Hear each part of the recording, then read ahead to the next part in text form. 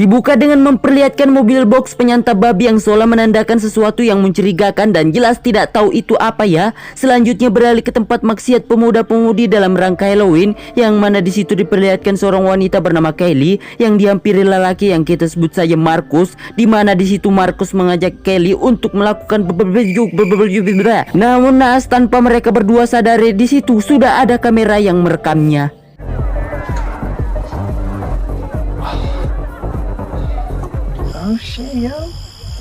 Entah siapa yang memasang kamera tersebut, tapi yang jelas pada keesokan harinya video itu pun sudah tersebar sampai-sampai menjadi bahan gosipan di sekolahnya, lantaran Kelly pun merasa tidak nyaman dan ingin memberitahu Markus. Akan tetapi Markus di BP duluan, sehingga saat Kelly pergi ia pun harus terkena bulian dari pacarnya si Markus and the gang.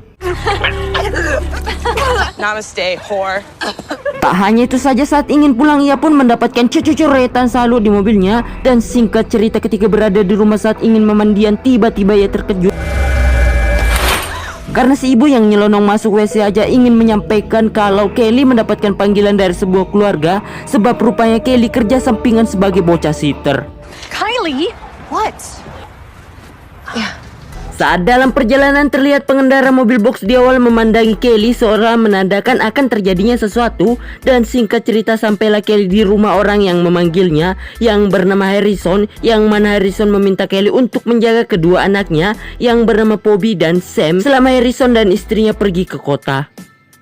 No parties or boys. Care of my kids.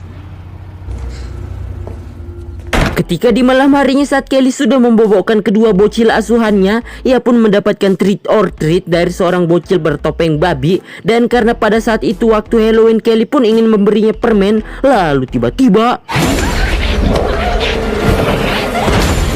tiba-tiba muncul psikopat topeng babi yang langsung mengkejepat Kelly. Tapi beruntung ia masih selamat lantaran Kelly yang panik pun segera menelpon 911 untuk meminta bantuan. Dan di saat itu pula bocil asuhannya pun sudah diculik, sehingga ia hanya bisa bersembunyi saja. Untuk perlindungan diri, Kelly pun menggenggam stick golf. Namun yang namanya takut tetap saja tidak berani. Yang mana saat psikopat tersebut mendekat, Kelly justru bersembunyi di atas lemari dengan tanpa diketahui oleh psikopat tersebut. Sehingga merasa ada kesempatan, Kelly pun keluar dari rumah itu dan segera menuju ke mobilnya. Akan tetapi pihak 911 memintanya untuk menjaga bocil asuhannya tersebut, sehingga membuat Kelly tidak jadi meninggalkan tempat itu. Yang alhasil Kelly pun dengan perlahan mengintip mobil box psikopat tersebut, di mana di situ Kelly melihat bocil topeng babi tadi dengan lahapnya menjadi kanibal. Di saat bocil kopat itu pergi, Kelly pun masuk ke dalam mobilnya, yang mana di situ sudah ada korban lain juga. Dan di saat bersamaan psikopat itu membawa Sam ke dalam mobilnya, yang tanpa ia sadari Kelly sudah ada di dalam. Namun saat ia ingin membawa bocil asuhannya kabur, Kelly justru ketahuan, tapi beruntung mereka masih bisa selamat. Sementara bocil lainnya tetap menjadi korban psikopat tersebut. Sementara Kelly membawa kedua bocil asuhannya ke basement. Di saat itu pula polisi 911 tiba di tempat tersebut, yang mana salah satu polisi penjaga di luar menemukan korban psikopat tersebut dalam mobil boxnya. Namun naas polisi itu hanya datang untuk mendapatkan gerekan. Sedangkan rekan polisi tersebut yang masuk mengecek ke dalam rumah dengan santainya menyapa psikopat tersebut, sehingga ia pun harus meninggal tanpa adanya pengorbanan sama sekali. Riley, where the hell are you?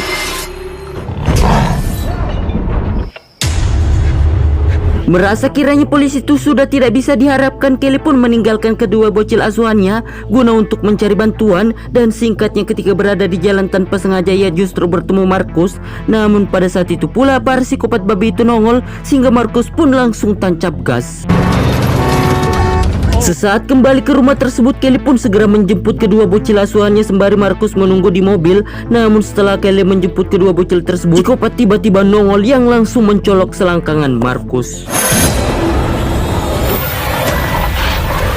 Kelly yang melihat Markus dimodarin langsung mengambil alih kemudi mobilnya. Namun setelah cukup jauh berjalan, tiba-tiba ia ditubruk mobil polisi yang digunakan oleh psikopat tersebut, sehingga ia beserta bocil asuhannya pun kembali tertangkap. Dan pada saat dalam mobil box tersebut, Kelly mencoba membujuk bocil kopat supaya dilepaskan. Akan tetapi apa yang terjadi, bocil kopat tersebut dengan santainya mencolok perut Kelly.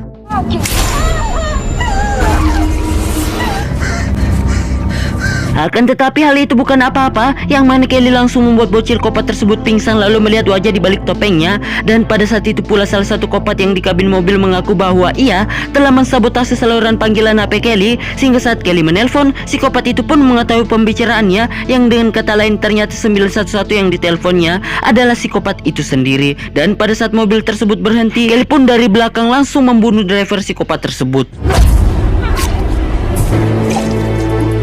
Setelah membunuh driver kopat tersebut, Kelly pun segera berlari bersembunyi guna menghindari psikopat lainnya. Akan tetapi karena bocil asuhannya yang masih berada di mobil psikopat tersebut, Kelly pun kembali di mobil itu. Namun tiba-tiba saja psikopat lainnya nongol dari belakang.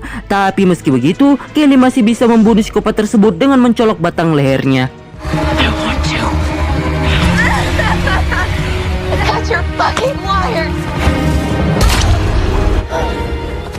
Pada keesokan harinya terlihat Kelly yang dirawat di rumah sakit karena kejadian semalam, dan sementara si bocil kopat yang masih di bawah usia terlihat diambil oleh seseorang. Lalu apa yang terjadi setelah itu benar-benar surprise sekali, karena rupanya orang yang mengambil bocil kopat tersebut adalah kemungkinan tuannya, sehingga alhasil seluruh orang yang berada di hospital tersebut tak terkecuali Kelly habis tewas termutilasi.